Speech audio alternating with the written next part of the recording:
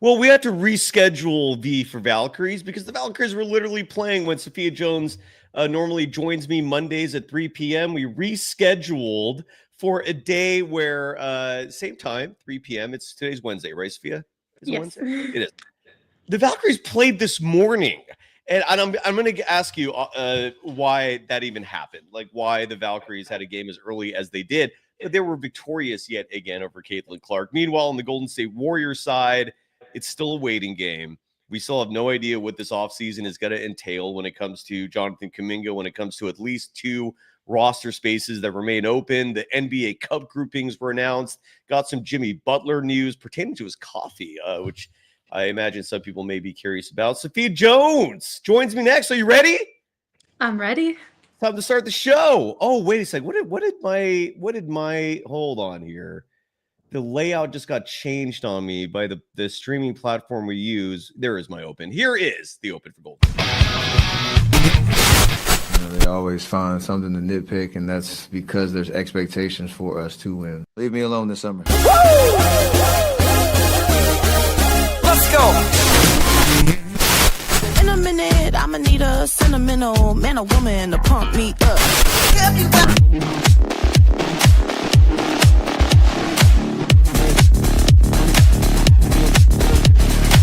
Oh, my old layout back.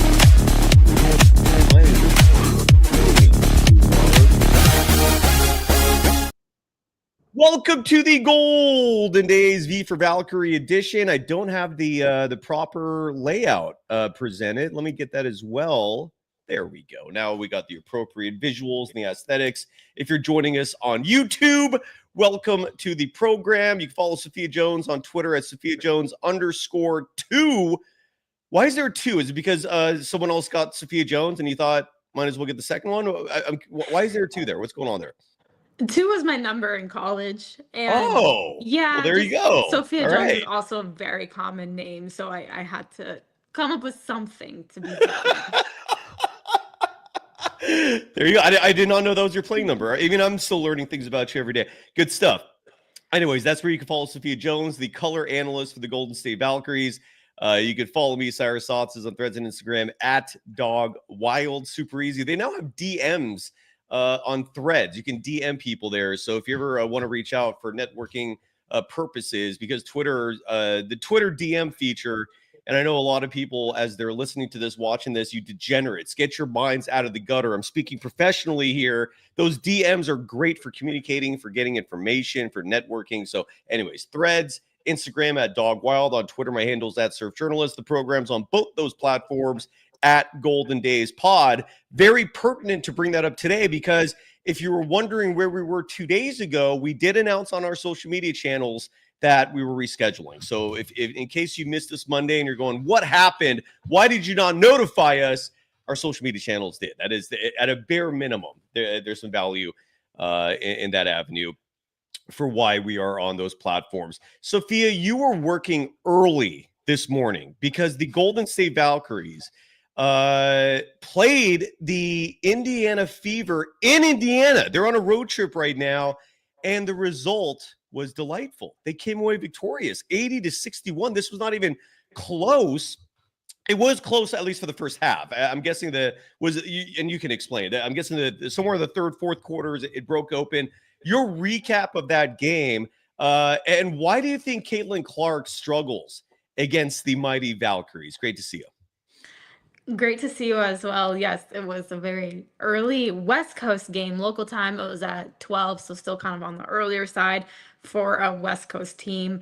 But I was just very pleased to see the Valkyries handle business on the road. This was their first road win outside the state of California.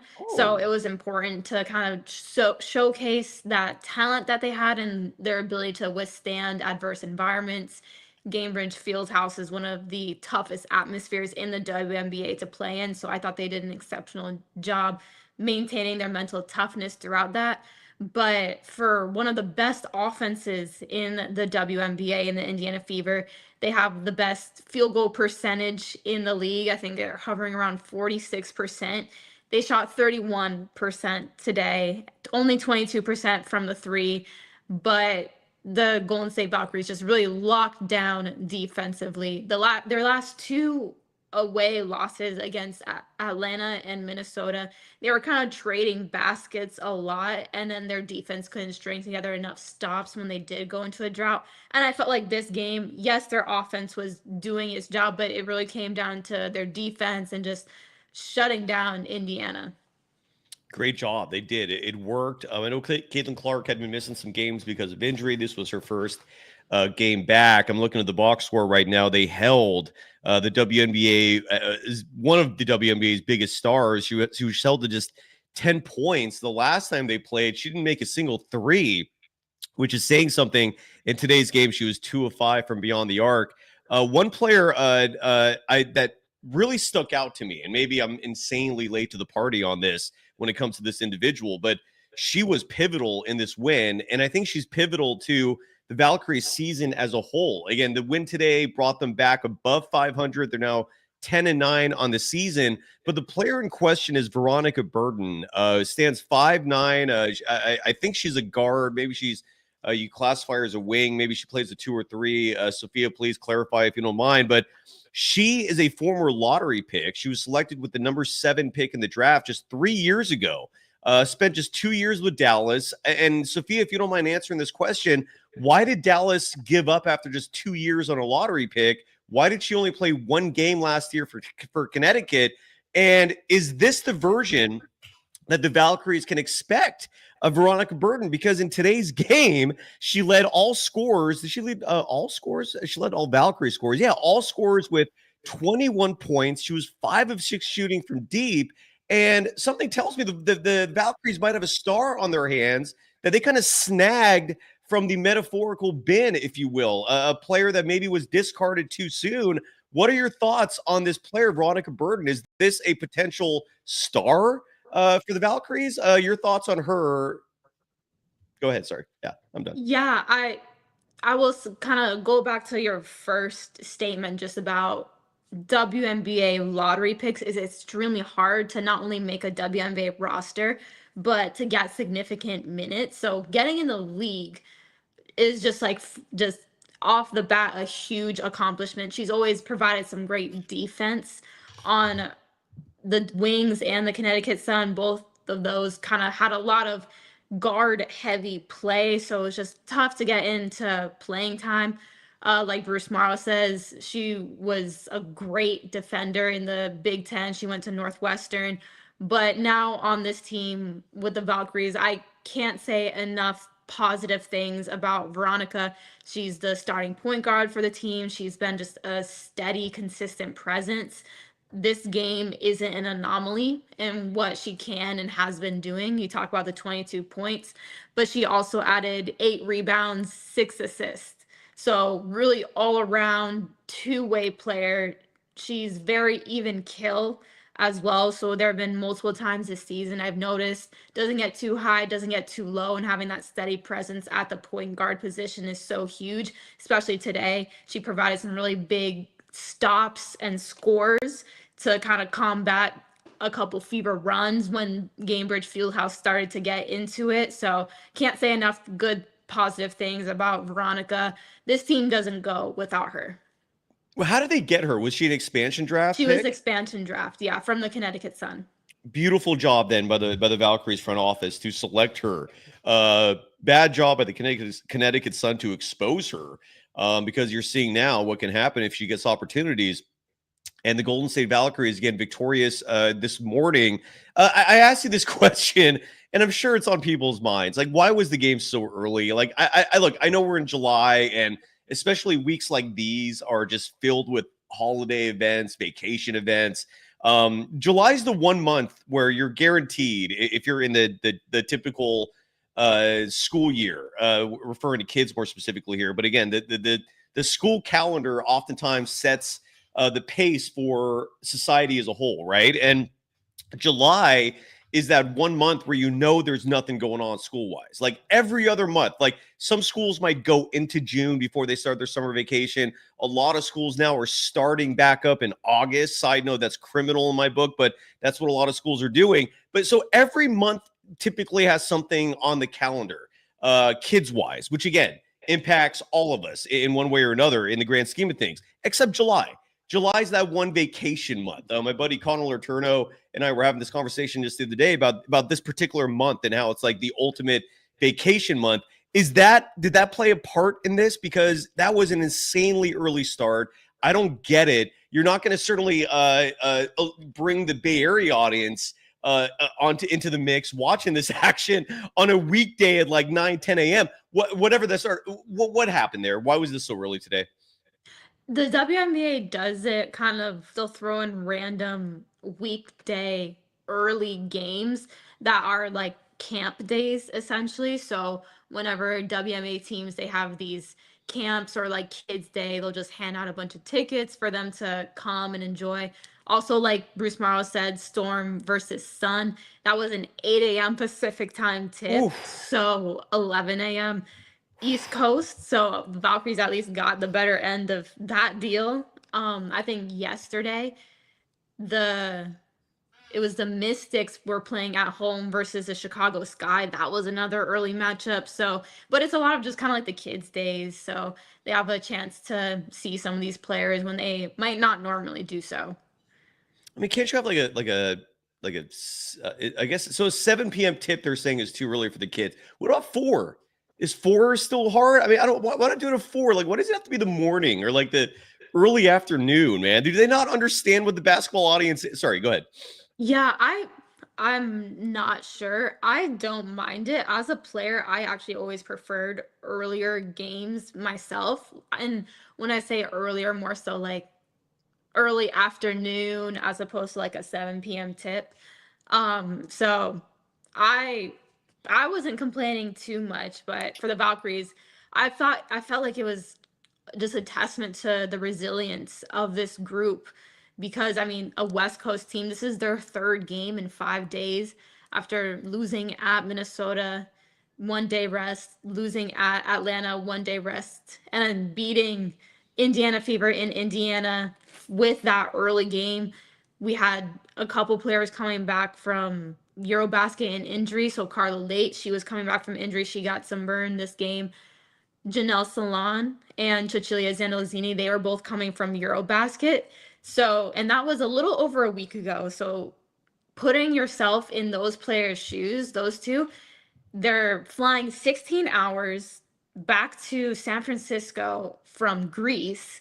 And then they're immediately having to turn around and go on more travel trips. So I couldn't imagine what they're going through, but I was glad to see Janelle Salon get some more time this game, kind of get her legs under her.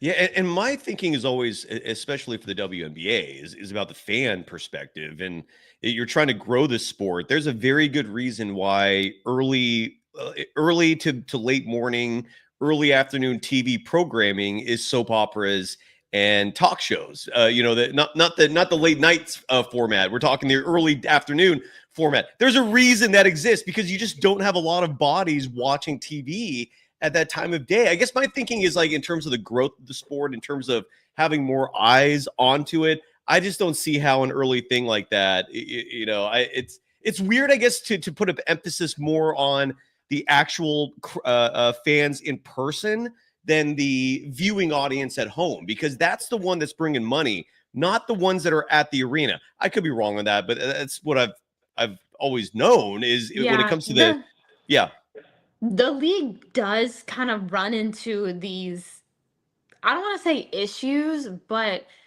they have a proclivity to schedule a lot of games at once or at weird times. So on a given night, there might be like 3 games at 7 p.m. Pacific. But you talk about like the fan engagement in arena, at least for today, I'm looking at the official scores report here, and the attendance was 16,798 people at Gamebridge Fieldhouse. So you at least like that local community engagement in person.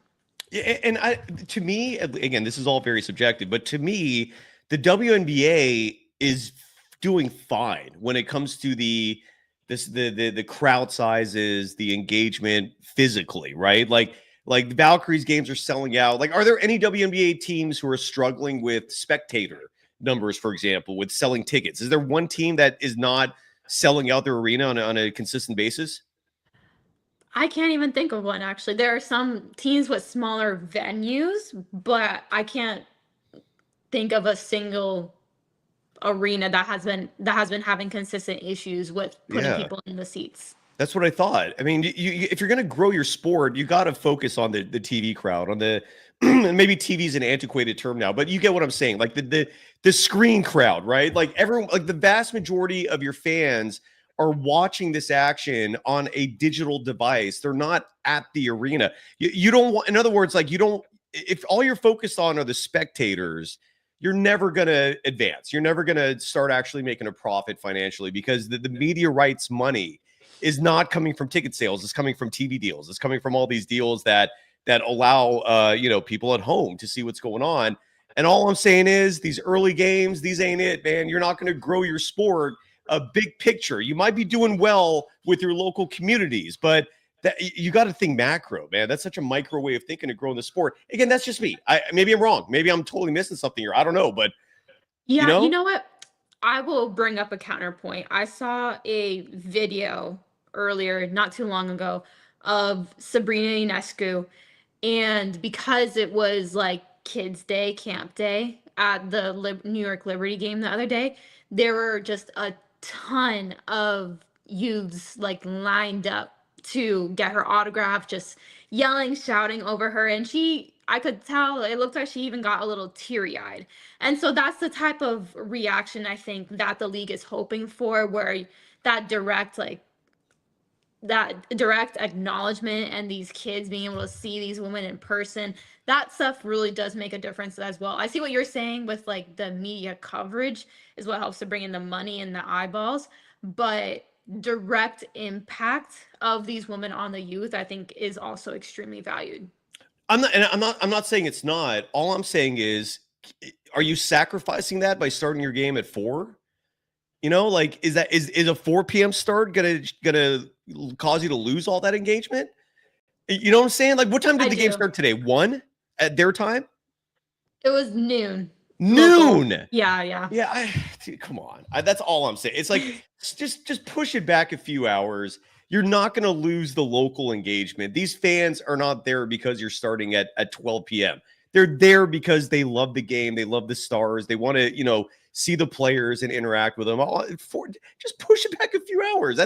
I don't know. I feel like I'm missing something here, or maybe I'm not. I don't know. No, I can definitely understand that thinking, because just like what you said, like if you're a WNBA fan, you're going to make that effort to watch the game. But if you're kind of just a casual viewer looking for something on TV to put on, most of the time these people are working at 9 a.m. and they're not going to tune into a whole game. Or the Minnesota Lynx played the Phoenix Mercury today at 12:30. So that was like just another kind of middle of the day morning game. That's crazy. Just make it. That's all I'm asking. Just make them a little later so that the common fan, not the hardcore fan, can actually watch that. I wanted to watch the game, but like by the time I was, the engine was running, metaphorically speaking, it's like the game's over. I'm looking at a box score and I'm like watching highlights in hindsight. I want to actually watch these games. Anyways, that's my only gripe. What's enough with these early games, because in the NBA, on those rare occasions where you have that like Sunday 12:30 tip, and usually they save those. Yeah, on the weekend, right? And again, I understand this time of year it's like a month-long weekend. I know they're treating it as such, but in the NBA, even like when you have those rare Sunday games, those rare weekend games that start that early, you also have a lot of disgruntled people, like people who don't even like it then, and it's very rare. And I don't know if maybe there's a difference in the NBA crowd versus the WNBA crowd. Maybe the WNBA is just an earlier rising audience. I don't know. But just come on, man. Let's just try to appease everyone. Don't just focus on a specific niche. I want the WNBA to grow. That's my agenda here. I'm saying this constructively as a means for the game to even get bigger and have more people check it out, so it enjoys financial success. So we don't have scenarios like Bruce Morrow, who brings up this point. And I'm going to get your answer when we come back because I didn't realize how late we were without even giving love to our sponsors yet. But Bruce Morrow brings up a potential lockout in the WNBA. And I'm curious to know what you think about that when we come back. We haven't even talked Warriors yet. There is a lot to touch on there as well. And we'll do all that after we give some love to our two sponsors for the afternoon. We got some great sponsors coming up in the near future. And we do still have openings, side note. We have inventory usually for 3 to 4 sponsors a show. And obviously, when the season starts, they get filled up. So now is the time. If you're interested in sponsoring this program, we're still in the baby stages of where this thing is going to be. We're growing a little and little by the day. We're slowly approaching 5,000 subs. We're getting great traffic numbers. And again, it's only going to go up and up. We're only going to grow. And I can't thank the audience enough for that, sincerely. And if you want to be a part of this, all you have to do is email us. As I try to find that graphic that has your email address on it. Where is it? There it is. Warriors24pod@gmail.com. Just shoot us an email. Just let us know that you want to partner with us, and we will do whatever it takes to make you happy. That is our goal. We want the audience, obviously, to be happy, and we want you, the client, to be happy. Just like Decades, a cover band that we love to give love to. Apologies for the redundancy there. But their music is awesome. They cover everything from the 50s to today, and they're covering, the Chuck Berrys to the Katy Perrys, all the formats. And this time of year, we've been talking about July. We've been talking about summer being the especially this month being just an extended weekend, if you will. And that usually opens the door for events like anniversaries, like birthdays, like weddings, corporate events, maybe your Catalina wine mixers, if you will. Eddie D hired this band, the former owner of the Niners, to play his private event in Montana. Decades also plays every Niners pregame festival next door to Levi Stadium at Great America. They're called Red Zone Rallies. Decades plays those. They're playing all these incredible events. I just saw this huge audience they had for some sort of like summer fair. I think they were hired to play at on their social media. You can follow them on Facebook and Instagram at Decades Official. If you want to book this band for your event, email Kyle at atomicmusicgroup.com. Again, Kyle at atomicmusicgroup.com, or just visit Decades website. It's decadesofficial.com. They're locals. They're Golden Dazers. They're Niner fans. They've got deep roots in Northern California. And so if you respect that, book them for your event and thank us later. Decades is the band, and decadesofficial.com is the website. Today's episode also brought to you by BetOnline, the world's most trusted betting platform. I don't know what the line was for today's Valkyries Fever game. The last time they played, the game was at Chase Center, and the Valkyries were 11-point underdogs in that game. So something tells me the line was far more narrow and closer. I don't know what it was, though, but again, the Valkyries won. So whatever it was, they covered. And if you're a savvy gambler, you can win money betting on the Valkyries. You can win money on the WNBA, in addition to all the other fun summer sports going on right now. Baseball, you got Wimbledon. I think they're at the semifinals now. So you can bet on that. You can bet on golf. You can bet on UFC. You name it. They've got futures pertaining to the NBA, and they've got a casino. They've got all the action. BetOnline, the game starts here. And I teased a potential lockout coming in the WNBA because a lot of the players have set up their contracts to expire at the end of this season, I think for good reason. Bruce Morrow brought up the fact that there might be a lockout this offseason because the players are underpaid. I know that's technically an opinion, but if you look at the salaries that they're actually pulling in, it's hard to accuse the players of being out of line and demanding a reasonable amount of salary. What can you tell us, Sophia, about this pending issue this offseason involving the players and the owners? Yeah, I think because there's some common misconceptions about what the WNBA players are fighting for. Essentially, they are just trying to get a larger percentage of the overall team's revenue. So we're seeing the WNBA start to really kind of rack in this money or for a single team, ticket sales, jersey sales, any type of gear, sponsorships, all of that is just contributed to the revenue. So the WNBA players, they're just trying to get a larger percentage of that revenue, which will be a higher salary. And of course, some owners, if they're not getting as much of that, if the players are getting a larger percentage of that revenue, it means less money for some of them. So that's kind of where we're seeing a little bit of the discontent.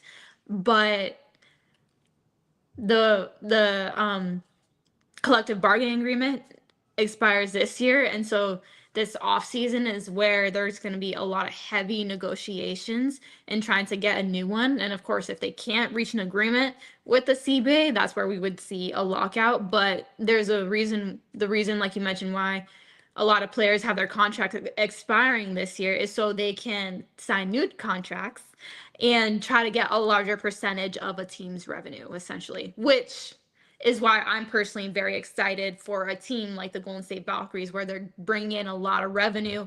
The home crowd is amazing. They have a lot of resources between practice facilities, trainers, all that stuff. So I think that this could be a very special free agent destination as well. Ooh, I like that. Did you see the comments? I didn't ask you about this. I think it was Sophie Cunningham who said this of the Indiana Fever, where they announced expansion for the WNBA extending to Midwest. I don't know if this is accurate to call them blue collar cities, but they're Midwest industrial cities like Detroit, Cleveland. I think there's a third city too. And Sophie Cunningham basically bashed those towns. She and I think she backtracked after the fact. But what was your take on the criticism of those cities as expansion destinations? I love it personally. I think those are great cities to expand to. Not everyone agrees. Your thoughts? Yeah, so the three cities would be Detroit, Cleveland, and Philadelphia. And starting off with Detroit, I think that was one of the main cities that Cunningham criticized. And Detroit, they used to have a WNBA team, so they already have roots in that aspect. So I think it makes sense for them to get another one. In Cleveland, Ohio, we already have seen that they love their basketball. You mentioned a blue collar crowd. So I think that would also be a very good landing spot. And for Philadelphia, any one of those teams and cities in the Northeast always have a lot of sports and just historical basketball roots in general. So I think those are some really good locations that the W chose. It is interesting to me that they're all out east. So I'm wondering what the conference layout might look like, because next year you're also adding Portland and Toronto. So that's a lot of teams out east. Ooh, but yeah. As of right now, I guess the WNBA for their playoff proceedings is conferenceless. So they might still have that, or we'll see if they potentially do conferences. I'm very curious to see how the future of the WNBA goes, and again, I love those three cities. I think they were great selections. They all have established NBA fan bases already, and I think that's one thing the WNBA is looking for is communities that already embrace basketball and are looking for growth in that department. Now, going back to the NBA and the Golden State Warriors. One thing going is on the topic of marketing and decisions that make sense. Again, I've been criticizing these early games for the WNBA. I don't like them. Just make them a little later, please. That's just me. Now, in the NBA, they have this in-season tournament called the NBA Cup, and the NBA once upon a time used to give some credence, some weight, some relevance, if you will, to divisions. Each NBA conference, the East and West, has 3 divisions in it. Those divisions are the East, the Central, and in the East, it's what? It's the Atlantic, the Central, and the Southeast. I think those are the 3 divisions in the East. In the West, you have the Pacific, you have the Northwest, and is it Pacific, Northwest, and South? Is that the third one? I am not sure. That's well, whatever the names are. How useless the divisions have been. Well, I'm disappointing myself. I should know that for sure. But the point is, the NBA Cup, they use these groupings where they're staying in the same conference. You have this organic division in place with these divisions that you already have, where 5 teams are in these 3 divisions based on geography. You have these rivalries in place. And for some reason, the NBA, I'm going to show the groupings because they announced the new divisions for the new groups, if you will, for the upcoming in-season tournament, the NBA Cup. And again, instead of rolling with divisions, they arbitrarily split the teams up into these groups, which, again, if you're trying to grow a sport, I don't understand the logic behind this. And not to mention, you have the Warriors being lumped in these insanely difficult groups. I mean, last year, I remember it was really tough. This is who the Warriors are dealt with this season for the NBA Cup in their group. They're in West C. That's the name of their group. Instead of just going with the organic division that's been in place for decades, the Pacific Division, they shake it up like a bunch of dice in a Yahtzee cup, and they roll it out. And this is what they come up with instead.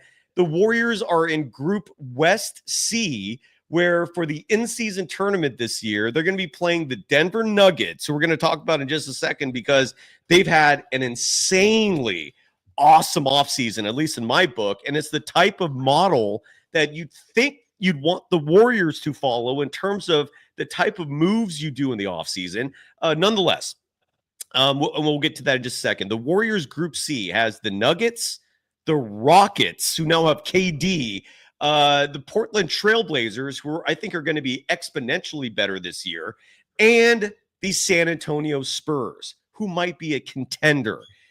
I don't know how you could make this more difficult. I guess if you maybe added OKC and the Mavericks and swap Portland out for one of those, this is insanity to me. I don't understand it, and I know a lot of people are probably looking at me and listening to me and thinking, why is he making such a big deal about this? It's because there's nothing going on, and the Warriors are literally like the only team in the NBA who has not done a single transaction this offseason, not involving a draft pick.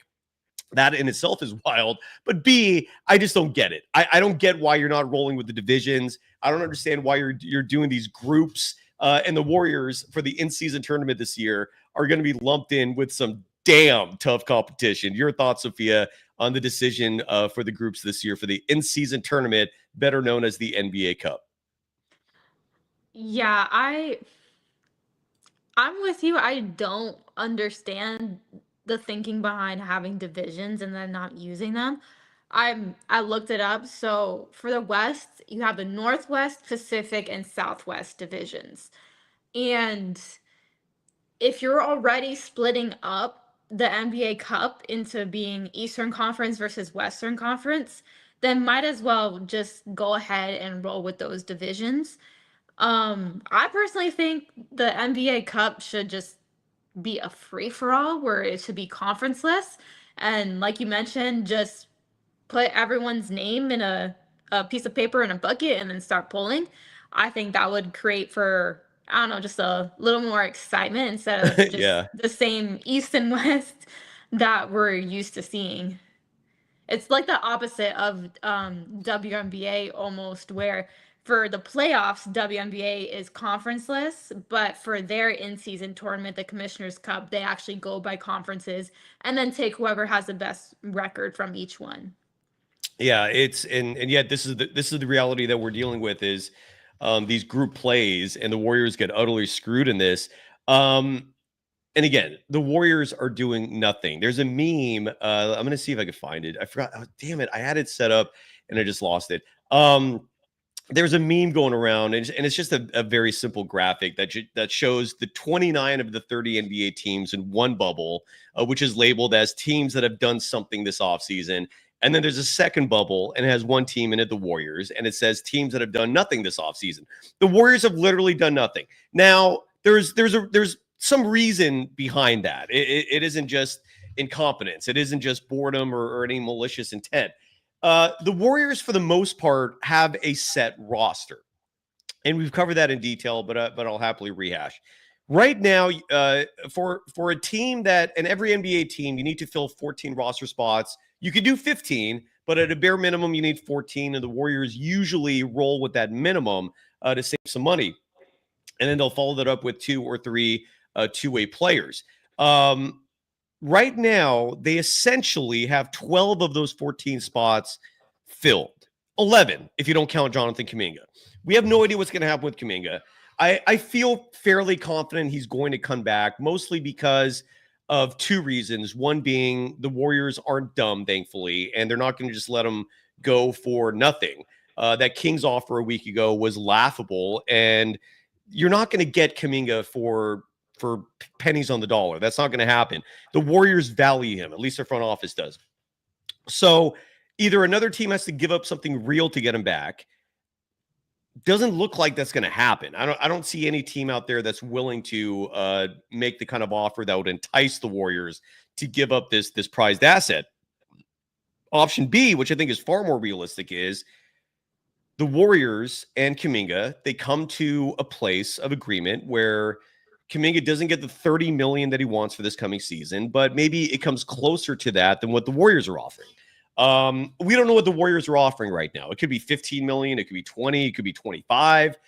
Reports a year ago when these two sides negotiated and failed to come to an agreement said they were just 5 years, $5 million apart on an annual basis. So if they're still just that far apart, I imagine at some point they'll come to an agreement. I hope they do. And again, this is part of my faith that this is going to be resolved soon, is in the fact that the Warriors front office is cognizant, is intelligent enough to know that it isn't a good thing to drag this out, right? You have the month of July, and I don't think there's much punitive repercussions to let this thing drag, at least for the month of July. But to extend this into August, when you kind of want your players to start reconvening, when you want your coaching staff to start holding meetings with your players to kind of lay out what to expect for training camp and the season, you want all your guys on the same page. And so the urgency will start showing up, I think, later this month if they still haven't come to an agreement. But I think they're going to come to terms. And that leaves 2 spots. And there are so many free agents still available out there. Mark Haynes joined me 2 days ago, and I read off a lot of names that are still just lingering in free agency. This is a buyer's market. If you're an NBA team looking for talent, this is the offseason for you. If you're a prospective free agent, this is an awful offseason for you because teams don't have space and most teams' rosters are filled. And so the Warriors have the luxury of not having to rush, because you have Al Horford, who's just sitting there thinking, apparently, like taking his sweet time that the Warriors apparently are happy to give him to decide whether he wants to retire or come back for one more season and take up the taxpayer mid-level exception that the Warriors are reportedly offering him, which is going to be 1 year, $5.6 million. And then you have veteran minimums that you're going to use for all these other free agents that are just sitting there right now, just doing nothing, unsigned with teams. And the list is long and plentiful. It ranges from players like Chris Boucher, like Bol, and then one player who I really want to come back to the Warriors, who's on the team a year ago, is DeAnthony Melton. And if there's any good news from all this, I know no action has happened yet with the Warriors. If there's any good news in all this, DeAnthony Melton, and this is a confirmed true report, has followed the Warriors on Instagram, and that's the only NBA team he follows. Okay. And normally I wouldn't read much into it. I mean, okay, he follows an NBA team. It's the only team he follows. And so I think there's some relevance there. More importantly than that, though, Mark Stein, longtime NBA journalist, who does a great job with the Substack, is reporting that Melton and the Warriors are close to an agreement. If Melton comes back, that is awesome. To me, that is borderline perfect. It gives Steve Kerr, and again, so much of the thinking with this, with these decisions comes down to who is Steve Kerr going to actually play, right? You can fantasize and pretend you're a GM yourself, excuse me, but the reality is you have a head coach who's very peculiar about who he plays, and with DeAnthony Melton, you know for a fact that Kerr likes him, that Kerr's going to play him, and he's going to start him. So Brandon Podziemski is your starting 2 guard, which and at least for me, did not work a year ago. I don't think that's the best position to put him in. You don't have to worry about that anymore if you bring Melton back, because Melton is your starting 2, and that makes sense. And he's awesome. I know, and durability is an issue with him. I get it, and I'm hoping the Warriors are cognizant of that reality, and they hopefully manage minutes a little better. They put a little more thought and prep into his health in the second go around. But that's what's going on. DeAnthony Melton is rumored to be close to a deal. The team's just happily giving Al Horford all the time in the world to decide what he wants to do with his future. But if he decides to play again, reportedly, according to multiple sources, Horford is going to play for the Warriors if he plays. Nothing confirmed. And that's where we're at. And again, if you're a fan, it sucks because they're doing nothing. But if you take it from the Warriors front office perspective, they are in no rush to make haste decisions. And this is where we're at. This is the reality of it. I hope I explained that and articulated that clearly. Sophia, your thoughts on everything I just said and anything you want to add pertaining to the Warriors offseason? Yeah, just because the Warriors do seem to be taking their time a lot and not making many moves right now, it also makes me wonder if they're really taking into consideration who they have on their summer league rosters. The California Classic just concluded yesterday, and then the Las Vegas Summer League is starting tomorrow, I think. So yeah, they could really be monitoring that, and so that's taking a lot of the front office kind of mental space and time and energy. And that's where you have players like a potential DeAnthony Melton or Al Horford, where they're just, since they are free agents, you kind of, express interest, and it's about like maybe them reciprocating it. But that could be another factor, in my opinion. Oh, could. Absolutely. And that could be a whole other show where we talk about the Warriors as a destination not being a place where free agents like love going to. It's now granted, this has been an issue for the Warriors pretty much the entire history of their franchise. They've had exceptions, but it's usually been a destination that is not ideal and not lucrative for prospective free agents to go to. The Warriors have just never been that. So who knows what the reasoning is, and that could be a whole other show. But you might be right that maybe they are chasing all these free agents and they're going, "Yeah, I'm good. I want to play somewhere else." I brought up the Denver Nuggets as an example of what I think a front office should do when you have a talent like Stephen Curry on your team. And real fast, even before I get to that, I just want to address one more thing here, because Armando Laura brought up a great point, highlighting Zach Lowe, who's now at the Ringer, mentioning that Jonathan Kuminga, if he's going to take his qualifying offer, which is I think $8 or $9 million in that range, he has until October 1st to accept it. And I see some people on social media bringing up that qualifying offer. And here's what I'll say about that. Kuminga doesn't want it to get to that point. The Warriors don't want it to get to that point. Neither side wants this to get to the qualifying offer point, and I'll tell you why. From Kuminga's perspective, A, you're going to be underpaid for yet another year. B, your destiny is yet again in the hands of Steve Kerr. And I think if there's anything Kuminga doesn't want anymore, it's letting Kerr dictate his life in terms of future earnings and future role and so forth. Like, I don't think Kuminga's hesitant to come back to the Warriors, and he said as such, but I do think in terms of his future in regards to financial prospects, I don't think he wants to put his future in the hands of Steve Kerr again. And that's Kuminga's side of it. Like, I am confident in saying that is an option he doesn't want. I know he would look forward to unrestricted free agency next year, but who knows what that would look like? Who knows what his value would be a year from now? Playing another year where one game he gets 30 minutes, one game he gets 5. Like I know Kuminga doesn't want to go through that anymore, and that's why he doesn't want to go through the qualifying offer. And then if you're the Warriors, there's 2 big reasons why you don't want it to get to this point. One is you lose Kuminga for nothing after next year. So as bad as it would be to engage in a sign and trade now and maybe get back assets that you're not totally happy with, at least if you're doing a sign and trade now, you're still getting assets back. If you wait until next year, you get nothing. You lose him for jack shit. And that is not an option the Warriors want. And here's another reality the Warriors don't want. Stephen Curry made it very clear, and he said this in an interview. I think Anthony Slater published this about a month or so ago. Stephen Curry made it very clear, and when he speaks, usually the team listens, that he does not want a distractions to be a part of the Warriors this upcoming season.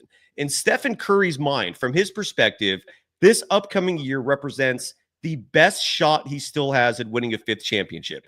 That is the focus. And the Jimmy Butler trade largely was set up for this year, right? You now have a whole offseason to prep, to plan, to integrate.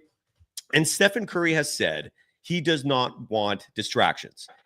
Jonathan Kuminga on a qualifying offer is a massive distraction because all you're going to have this season is talk about trading him, talk about him leaving for nothing. It's just going to be Kuminga. That's all that's going to be talked about. And that is a distraction. So from both perspectives, they don't want it to get to a point where the qualifying offer is what Kuminga's playing for. And I really don't think it's going to get to that point. I personally am confident this is going to get resolved one way or another this month.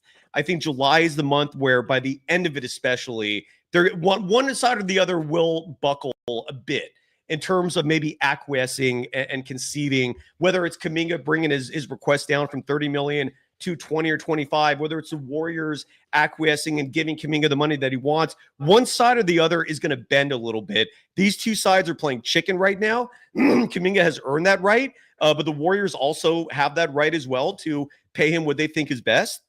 And this is the reality of the situation. Anything you want to add to that, Sophia? Yeah, just going back to your point about Steph wanting no distractions this season.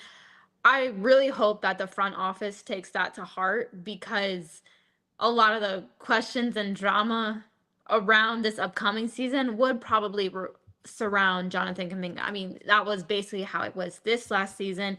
And that type of stuff just it gets to some people and it just creates a little bit of instability within a locker room that I think if you can avoid that, the Warriors will be in a much better shape. Big time. One other name that's out there, and I'm glad AC brought this up. AC in the chat writes, would you trade Kuminga for peanuts if it means you could outbid anybody for Bradley Beal? Irrelevant question, and I'll tell you why. And I'm not trying to be disrespectful saying that.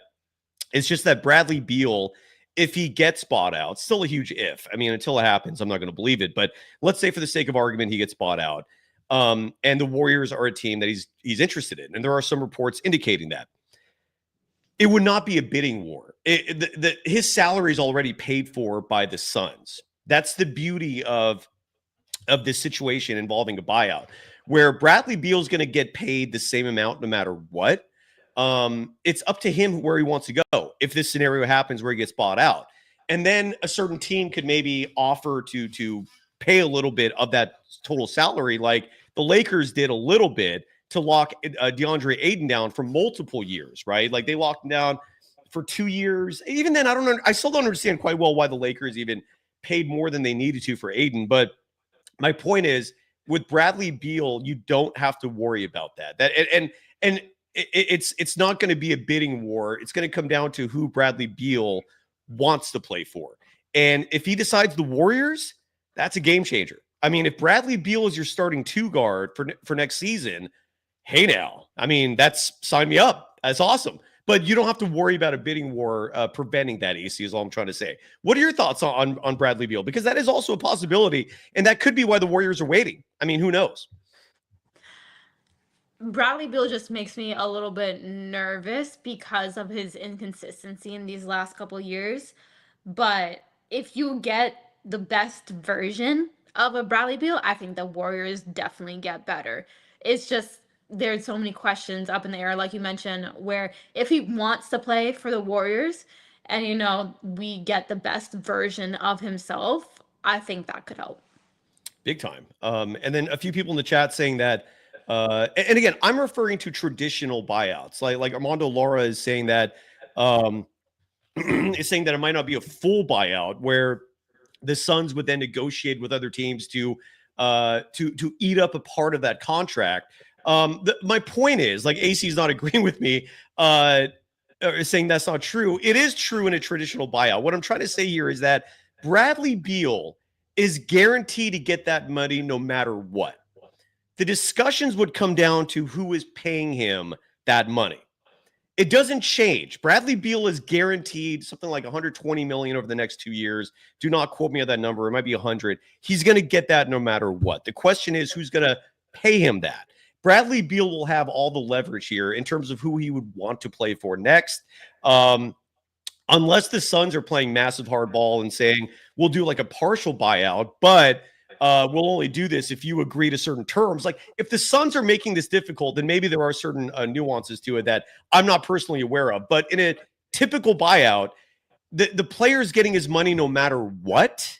It comes down to who's going to pay it, and the Suns currently owe all that money. And if the Suns can convince another team to eat up at least a part of it and get concessions back, great for them. But no other team has to do that. Anyways, that's the premise of a buyout. And AC's adding that the Suns are not allowed to buy him out unless he gives back $15 million. I don't know what the details are specifically. Maybe there is a rule in his contract which stipulates that. But the point is, if he does get bought out, and if Bradley Beal actually wants to come to the Warriors, he's going to be a Warrior. And then it will just be a matter of whether it's just a clean buyout, whether the Suns are looking to get something back at that point. I don't know. But all I'm trying to say is that the buyout market, it would not affect the Warriors that much in terms of money. It all comes down to Bradley Beal and his wants and his desires. Muhammad Ali's asking, could Vucevic, Nikola Vucevic of the Bulls get bought out? In theory, yes. I don't know why they would. The Bulls front office is a mess. You'd have to with every player, the question is, why would you do it? Usually, with Vucevic, something tells me the Bulls actually value him and plan on playing him. Whereas with the Suns, you kind of want to move on from Bradley Beal, right? You want to you like that. That's become such a massive stain in everything they do. That untradeable contract, it held up everything they were trying to do last year. So each one of these situations are different. So in theory, yes, Vucevic could get bought out, but the question is, would the Bulls want to buy him out? So anything you want to add to that, Sophia?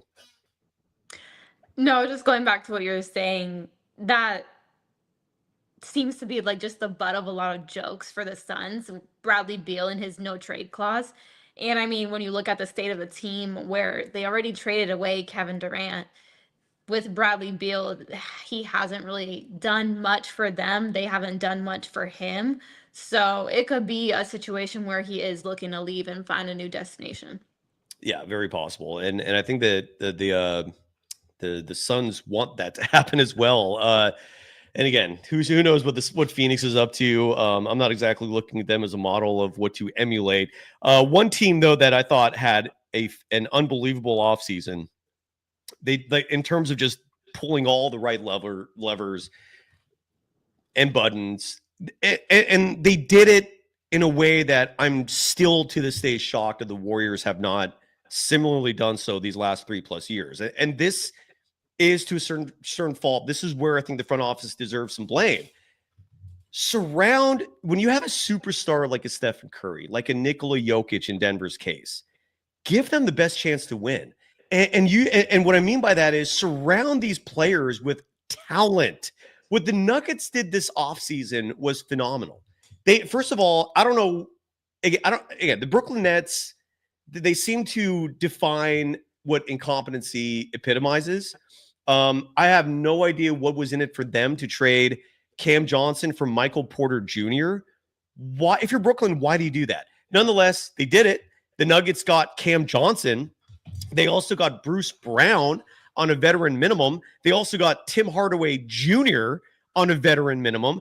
And they got Jonas Valanciunas as a backup center. And who knows how that's going to play out. My point is, because Valanciunas really does not want to stay in the NBA anymore. That I'm confident of.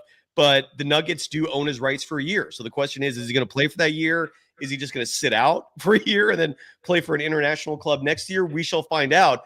But nonetheless, the Nuggets had a fantastic offseason. They added pieces that make sense. Nikola Jokic has a supporting cast that doesn't involve young players who are unproven and inexperienced. Why aren't the Warriors doing the same thing? And maybe they still are. They do have open spaces still. Maybe D'Anthony Melton's coming. Maybe Al Horford's coming. And Chris Boucher is someone who's very high on my wish list. Maybe they are in the process of making these moves, but my point is Denver is doing something right here this offseason, and they weren't doing the right thing the last 2-3 off seasons, which might have cost Calvin Booth. That's a huge reason why Mike Malone kept saying these things publicly. He was asking for this. Unfortunately, I think he did it the wrong way. You don't call out your GM publicly, but nonetheless, they did it. The Denver Nuggets, I thought, had a great offseason. I hope the Warriors follow that model for Steph, get him some help. We saw what happened in 2022, the last time they actually did do that, adding players like Otto Porter Jr., GP2, Nemanja Bjelica. Do something like that again, please. That is my personal plea to the Warriors front office. Your thoughts on the Nuggets and any other teams this offseason, Sophia, that you've seen that have been spectacular in terms of personnel decisions? Yeah, I can't think of another team in the league right now, but like you said, the Nuggets have just been doing a really good job of adding the correct pieces. And I think when you follow the model of how do you build around a superstar like a Steph Curry on the Warriors, like a Nikola Jokic on the Denver Nuggets, I think sometimes you don't want to solely go after name and like a big name, but you want to find complementary pieces and just players that are willing to fit into a certain role that you can get the most out of. I think you look at that 2022 team and that run, and you talk about GP2. He was just a perfect complementary backcourt guard for some defense for Steph. Otto Porter, he was just, a really good stretch forward that gave you some size and some shooting. Even Kevon Looney, he would always play some really big minutes for the Warriors. Right. Jordan Poole, just so many players that maybe aren't like the biggest names in the league, but they fit into a role so well. And because they fit into that role so well, you are able to maximize their strengths. I think when you think about getting free agents, you don't want to go just by the name, but you want to look at their strengths and be like, okay, can these strengths be complementary to just be surrounded by Steph Curry? I think you're muted. I was sorry. All I said that was exactly. I agree with you. And you're going to Summer League, is that correct? I'm going there the second weekend. Second weekend. Okay, so that's not this upcoming weekend, but the weekend after, or is that this weekend? Yeah. Okay, all right. During WNBA All-Star break, because that's the break that I have in my schedule. Nice. And Summer League is moving to Vegas now, where it's become like the scene, the place. It's become almost too big because I'm hearing that they're now blocking off. They now have like roped off areas for certain athletes and front office people. The mingling of the public with the athletes and all that, I guess, is no longer happening. That's what I've heard, but it's still like the spot. It's Vegas in the summer, and Summer League is here. So that's what the Warriors are doing, and that's about all they're doing right now. Otherwise, it's an offseason of inactivity for Golden State on the Warriors side, but on the Valkyries side, Matt Owen, they are playing some great basketball. And we'll be back at this Monday as we normally. Are we back Monday? Regular schedule? Are the Valkyries playing? Valkyries are playing. We're playing a home game versus the Phoenix Mercury. Let me check what time that matchup is. We'll figure it out. We don't have to do no, because you know what? Sometimes, that game is at 7, so I should be able to do a quick show at 3 p.m. local. All right, and if for whatever reason you can't, follow us on social media. The program is on all platforms at Golden Days Pod. Sophia Jones is on Twitter at Sophia_Jones_2. I'm on Threads and Instagram at Dog Wild. I'm on Twitter at Surf Journalist. Just follow us. If for any reason we have to reschedule, we publish that information there. And so otherwise, typically Mondays at 3 p.m. That's when we're on. I want to give Mohamed Olavi a quick shout out because he is desperate for Doo-Wop Reith, who I believe is a free agent right now, most recently with the Portland Trailblazers. He's out there. Mohamed Olavi is desperate to get Doo-Wop Reith at least a tryout. So there you go. The name is mentioned, and I don't hate the idea either. I just think there's better names, but you might have to settle for that. Who knows? J1, real quick, predicting that the Warriors and Kuminga do come to an agreement. I think so too. I think this will come to some sort of, they'll come to some sort of understanding at some point here. We'll see what happens. But are we good? Are we done for a Wednesday? How's your summer going, by the way? We're already like, today's July 9th, which is crazy to me. Life is flying like it always does. How's your summer going before we go, Sophia? Yeah, I've just been all about the W, which has been amazing. The Valkyries, I mean, they're 10-9. I can't even complain. Just coming off a win this morning against the Indiana Fever. We play the Las Vegas Aces next on the road. Saturday, 1 p.m. So it's that kind of earlier game, but it's at least a Saturday. That game is going to be on CBS it's at Las Vegas on CBS, so it's a nationally televised game. So I recommend everyone checking that out. The last time that the Valkyries played the Aces, it was another nationally televised game on ESPN, and the Valkyries blew out Asia Wilson and the Aces by almost 30 points. So I'm hoping for a repeat. I'm looking at the WNBA standings right now. Are the Minnesota Lynx as good as their record indicates? The Lynx are 17-3, and they have a 3-game lead over the second best team, the Phoenix Mercury, who are 14-6. Is Minnesota that good? Minnesota's good. They are good. We lost to them last Saturday, and I mean, they have the MVP favorite, Nafisa Collier. They have one of the best shooters in the W, Kayla McBride, one of the best point guards, Courtney Williams. I'm always going to be a huge advocate for Courtney Williams because I played under the same AAU organization that she did.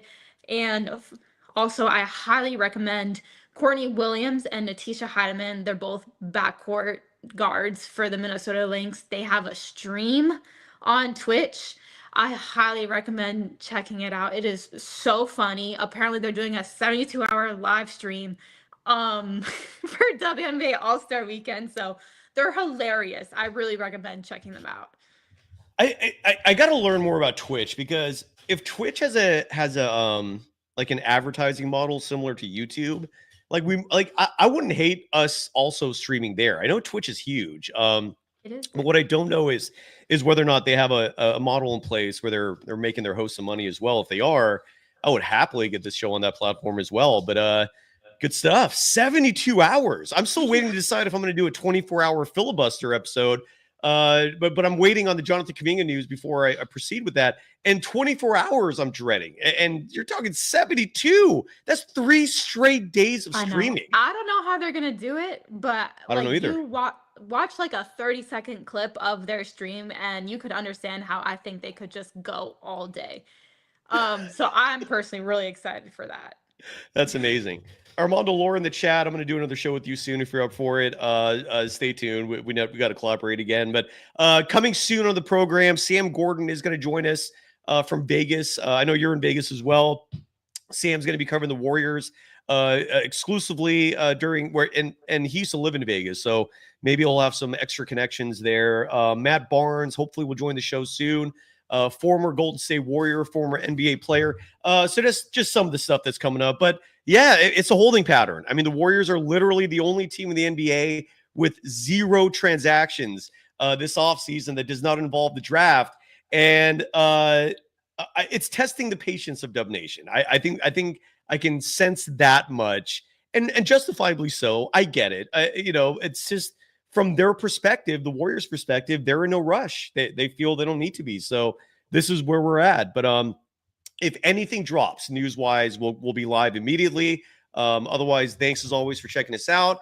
And Sophia, again, you're the color analyst for the Golden State Valkyries. So every a broadcast, if they're home, if the Valkyries are home, you can catch your games on both the Odyssey app and 95.7 The Game.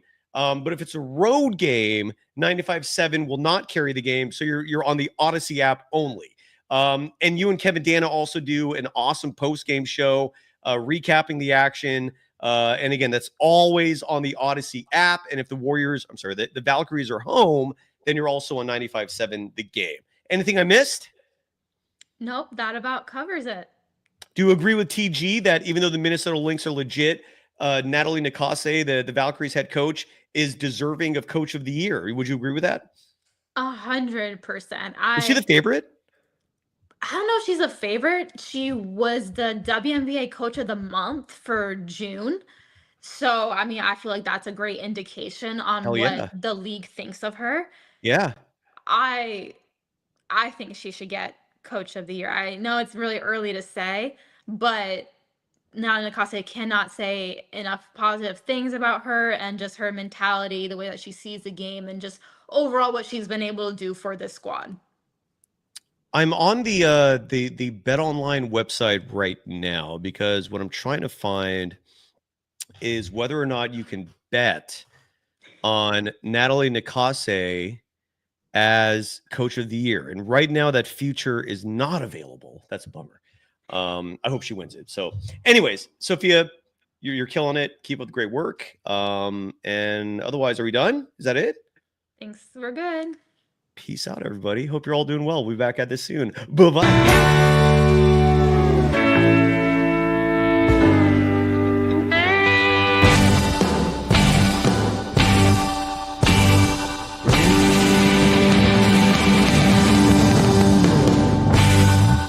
Bye.